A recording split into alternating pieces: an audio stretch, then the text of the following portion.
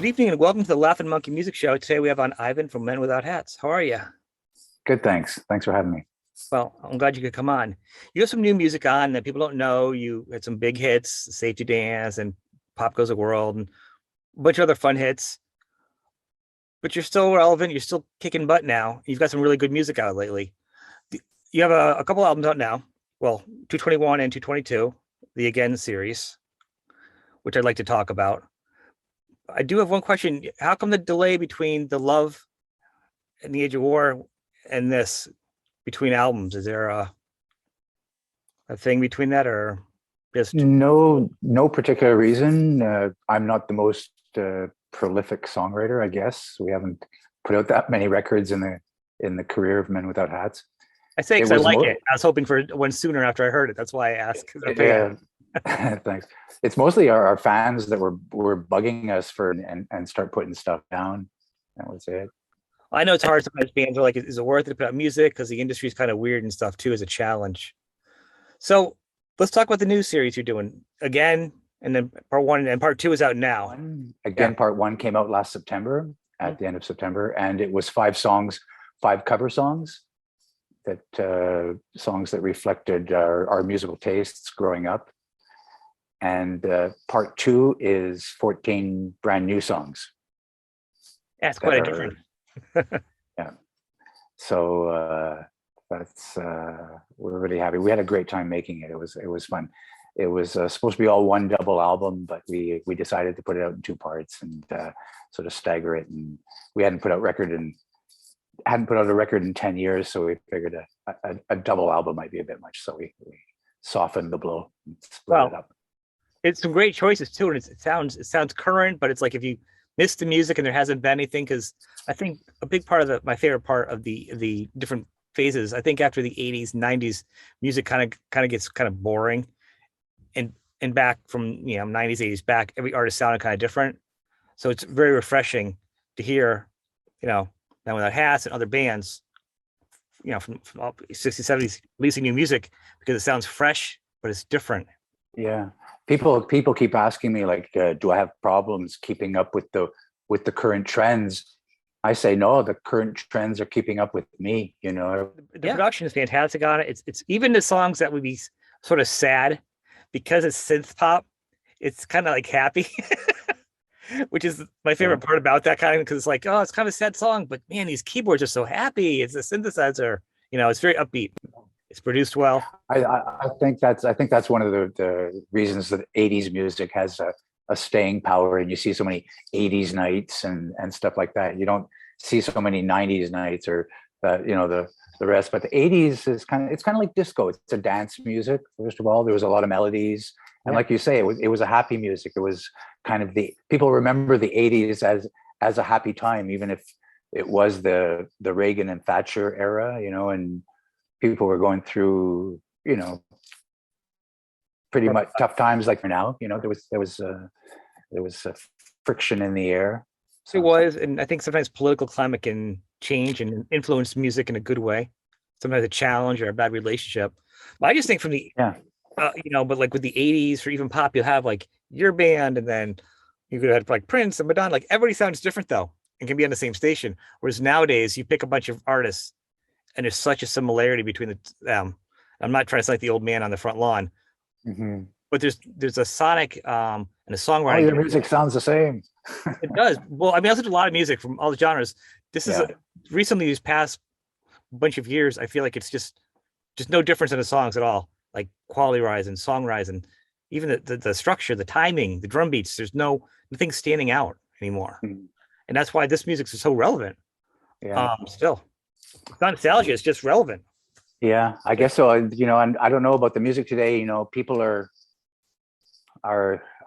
people are afraid to push the envelope maybe a bit, like they are in real life. I mean, everybody's kind of like toning it down, if you know what I mean? Like everybody's kind of like not expressing their true feelings these days.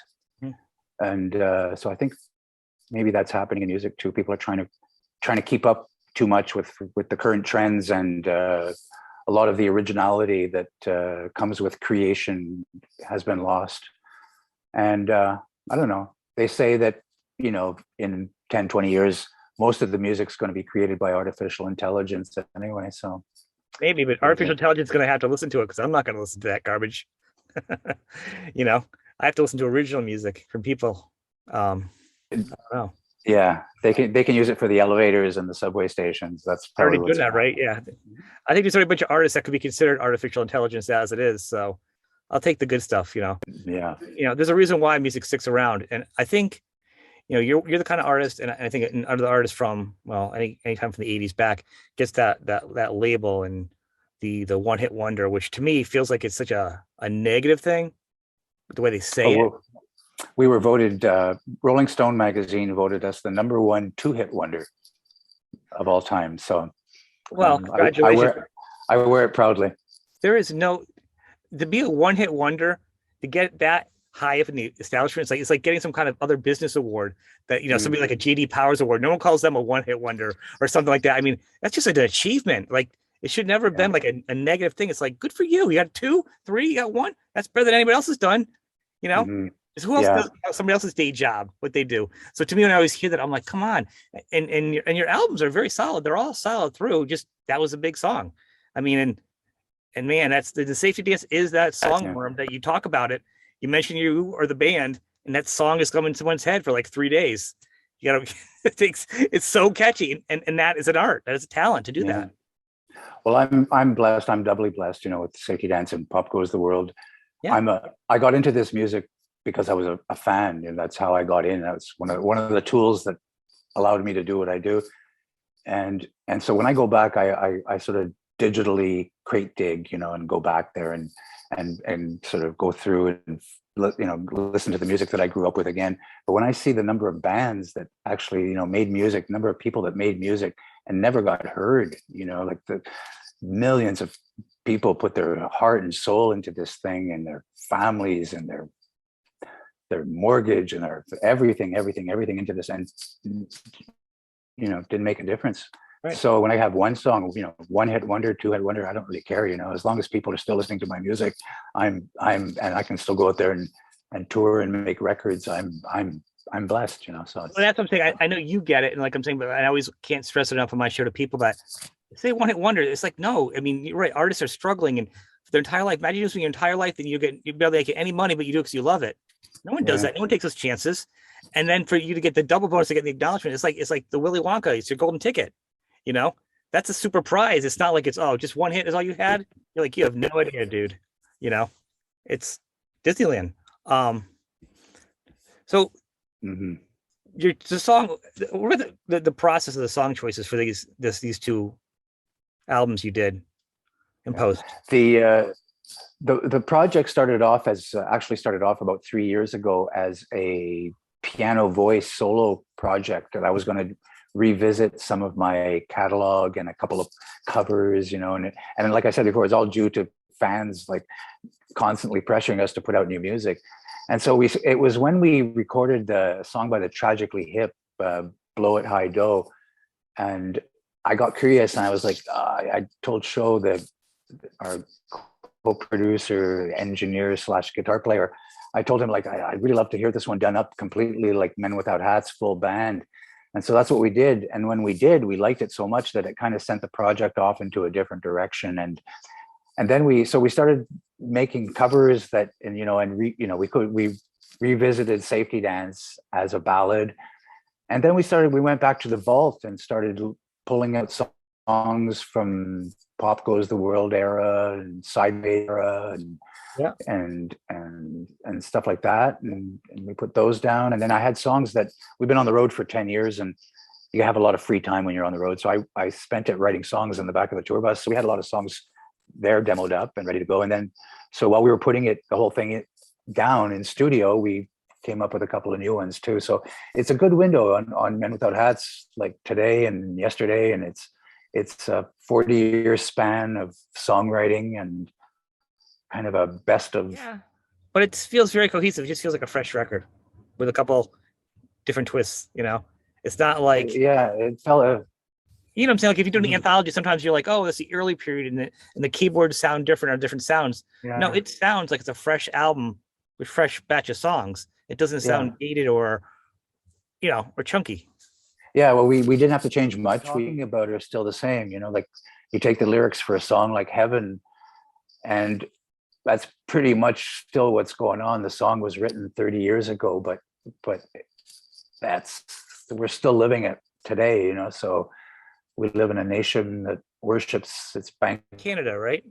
Are you located in Canada? We are. Okay. Yeah. Talking about your secret safe spot, your safe house that you're in. um, what is it like now for you for touring? You know what I'm saying? Like, because the world's so different, and I'm not saying just because what's going on politically in the war on the other side, but because you're playing out and being a Canadian band, and then like all the borders you have to cross between different countries. Like U.S. has visas and taxes, and then Brexit has all kinds of now the boundaries are insane over there for Brexit. The challenges for touring artists have just exploded over COVID. Yeah, it is hard. It is hard. It changes every day too, so it doesn't make it any easier. But that's just one of the challenges we're facing. We played some shows last year. We played a couple of shows in Canada and the States, and but it is a challenge. It hasn't really normalized yet. There's, like you say, different rules everywhere you go. So it's gonna be hard because with COVID, and I know the rules for just having a COVID show has changed, and then you got to figure out how to travel around Europe to tour. They're not making it easy for the arts. They are not right now for you guys. Do you guys have tour plans? Are you guys kind of like on the fence about? I know you have some shows coming up in the next month or May, right? But do you have a full tour plan, or are you just going to kind of take it? We have shows in. Well, we have shows that are booked for May. We have the summer tour with the Lost 80s and a Canadian tour in the fall. But then again, things could change overnight. This is what we've planned, and so you never know. But a Canadian tour is safer because you're actually Canadian, and it's going to be easier for you to move around Canada than elsewhere. Exactly, yeah. But I heard that Canada touring is hard because it's so far and few between shows. There's not a lot of little middle spots to stop at. Yeah, that's one of the problems with Canada. It's a huge country, and there's about 5. Yeah, I live on Vancouver Island, and I'll say it again. I live on Vancouver Island, and we hardly get anything comes out here. Nothing, no big shows, nothing. No. So it is a challenge touring Canada. That's the beauty of having the beauty, though, right? That's the danger. I mean, it's a trade-off. You have such a beautiful place you live. That's why I moved out here. I'm originally from Montreal, from the East Coast, and I got tired of the 10-month-long winters, and so I decided to move out here. Yeah, winter's a killer, especially as you get older, I tell you. All right, so I want to just touch base with you today, and I want people to go out and check you out, check out your site. You got lots of good stuff on there.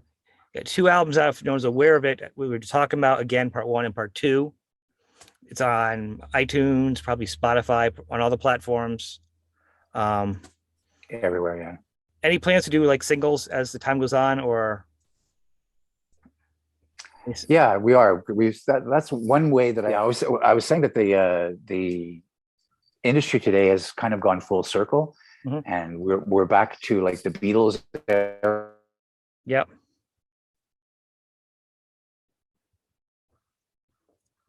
Feels like Vancouver doesn't want us to talk today. I don't know.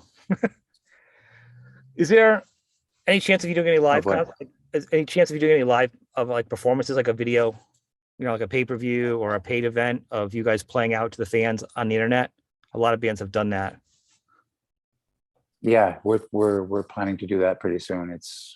It's in the works. Okay. And that's one of our backup plans if the plan A tour doesn't work out the way we want to. That's our. I think it's great. We're going to fall back on. Because I think there's still going to be fans that aren't going to be able to see you, or like shows are like, oh, I can't go out to a show because I can't take this COVID because I have grandparents. I mean, I turned down a couple concerts I want to go to this year because I couldn't take a chance of me getting sick because of the health of people in my house. Whereas I could have gone, but if I got sick, I don't want to transmit it. So you will have fans that just won't be able to see your shows, even if you do tour, that going online would be able to see your show, So I Right. feel like Yeah. you're hitting everything with that, you know. Right. Yeah. No, it's in the works. We're planning it. Excellent, excellent. Well, I want to thank you. We've had some technical glitches today, but we'll keep it a short one today. I want everyone to check you out. I want to thank you for being on the show. Do you have any last comments for the fans or anybody? No, make sure they know they can still dance if they want to. That's about it. Excellent. Thank you, Ivan. Thanks for being on the show, man. You have a good Thanks day. a lot. Bye. Bye. You too, man. Bye. Bye.